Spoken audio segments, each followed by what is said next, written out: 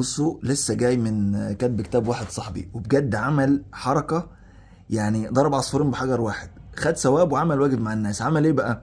اول حاجة طبعا يعني وزع علينا السبيروس باتس، دي حاجة مش مقاطعة، ودي حاجة انا بحييه عليها بصراحة، لان في ناس كتير بتنزل كولا وبيبسي وحاجات زي كده.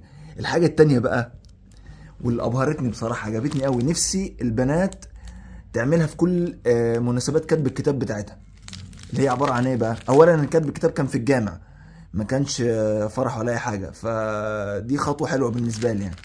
تاني حاجه بقى، بصوا الباكج دي انا ما اعرفش يعني، بصوا شكلها كده متغلفه، شكلها تحفه.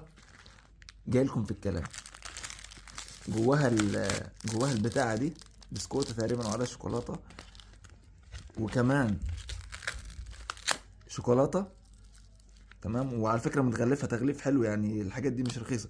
والحاجه الجميله اللي بقول لكم عجبتني اللي هي ايه، موزع اذكار الصباح والمساء في الهديه اللي موزعها في كتب الكتاب. موزع اذكار الصباح والمساء. فالف مبروك يا صديقي، بارك الله لكما وبارك عليكما. اتمنى الحاجات الحلوه اللي زي كده دي هي اللي تتقلد والله العظيم.